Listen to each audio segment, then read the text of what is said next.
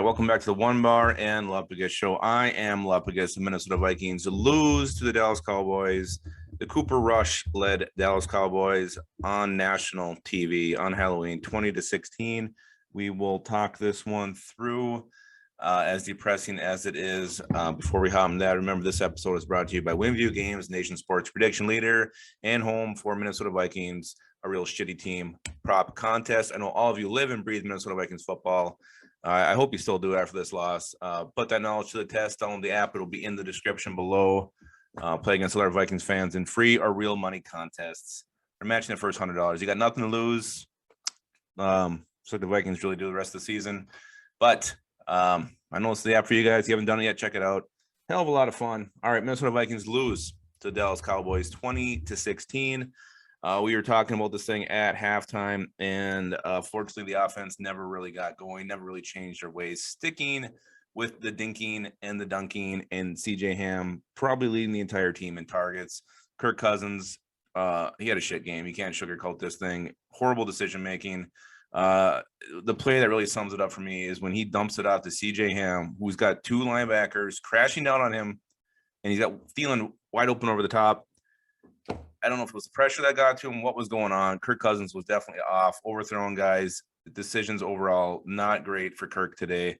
Probably his worst game of the season. He finished with, what did he finish with here? 184 yards, one touchdown. Again, a lot of those were just meaningless throws, meaningless plays, either short of the sticks, screens, checkdowns, dump offs, plays that are not going to win you ball games, plays that are going to keep the score 16-13, giving their team a chance to come back and win this thing. No sense of kill, to try to put a nail in this coffin. Nothing. You just keep on dunking this thing off. And this piddly shit, this piddly play calling is why the Vikings are 3-4 and are going nowhere this season. You look at the whole half started, third and 12. They hit Cedric Wilson. He goes for 70 yards and a touchdown. Horrible defense in that play. Harrison Smith, instead of turning around and trying to make a tackle, just ran away, just kept running away from the play. Totally mind-boggling. Where the hell has he been all year? Harrison Smith, you suck. You've been a turd all damn year. Show up and do something. Very disappointing in Harrison Smith. And today, again, not much coming from him at all. Again, the defense, I guess the one thing they did do good, they pretty much shut down the Cowboys' run game in the second half. Stiffened up a little bit there.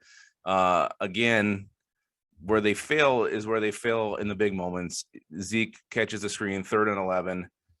You got Anthony Barr missing the tackle. Cam Dancer can't bring him down. I can't remember. I think it was Mac Alexander was in on that one. You make the tackle there.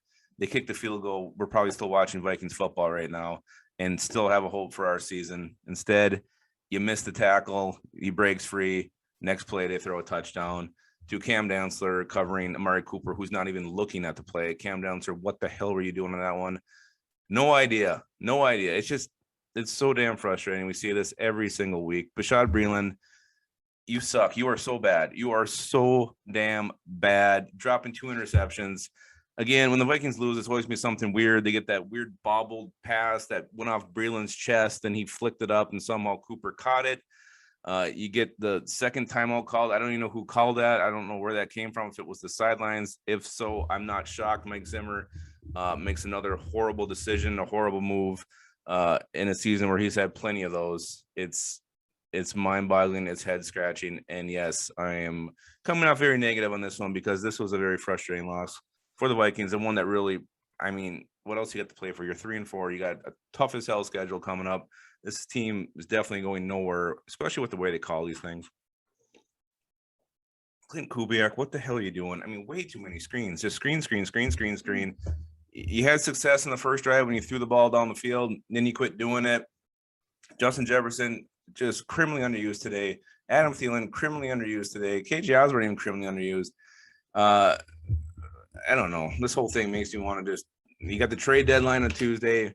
Hell, let's have a fire sale. Why not? At this point, this team isn't going anywhere. They play to their competition, and they don't play good enough to win. They play like safely. They play not to lose. God forbid we go up by 2 scores. Why would we're winning right now? Let's just let's just keep the game close. I mean, this is why you lose. This is why you have these nail biter games. It's not that the Vikings should be this. The Vikings know they should be 3-4. They should be probably worse because they have no sense to put a team away. They don't want to go up. They don't know how to go up by multiple scores. It's so damn frustrating. Offensively, O-line had a rough game. Kirk Cousins had no time. Oliudo again, penalty. Garrett Bradbury, I think, had a couple penalties as well, getting knocked on his ass.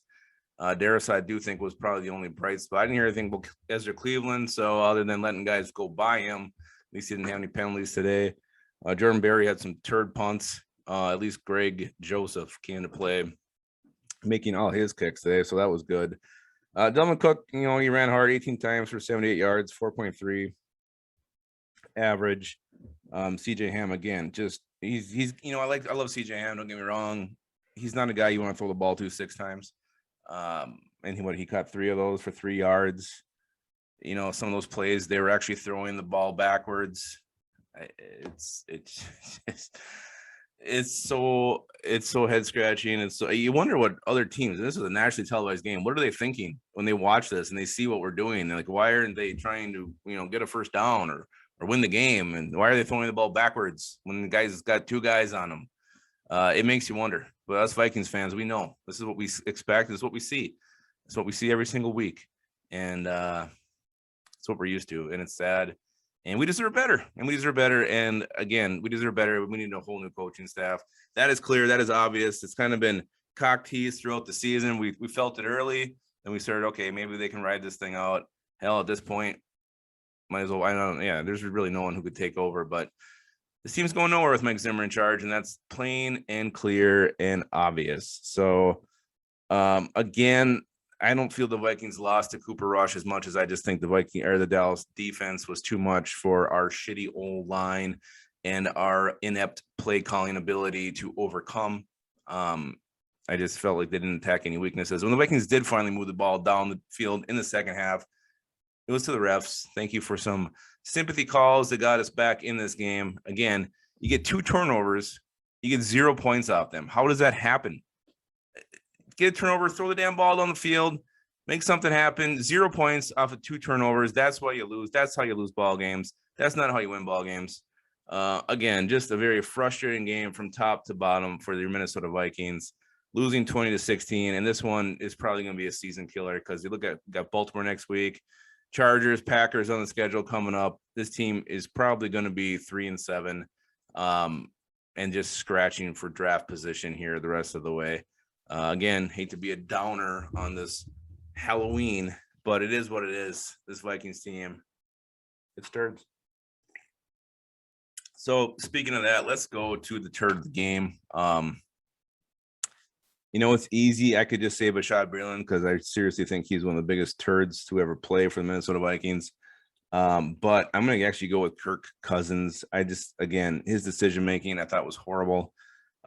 Checking it down, not throwing the ball down the field. I know he was under pressure, but Kirk Cousins, you got to step up and you got to be better, and the lights are on, and this was not your best game, and you were my turd this week. Though Bashaud Breeland is definitely deserving of the turd, but again, it's too easy. It's too easy of a turd to go with Bashaud Breeland, so I'm going with Kirk Cousins as my turd. As good as he's been this year, this was not a good game for Kirk Cousins. And stud of the game, we'll try to end on a high note. We'll try to end with something positive, and it's Xavier Woods. That guy brought it. He had the forced fumble, huge hit, had the interception.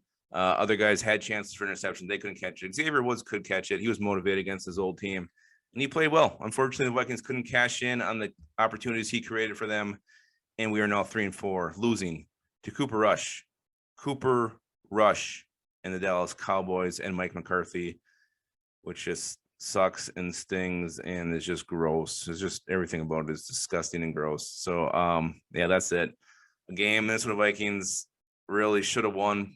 You just play better and play with some more balls. Again, you play scared, you're gonna lose football games. And you play scared, you're gonna be 3-4. There's too much talent on this team to be 3-4, and that reflects on the coach and the coaching staff. So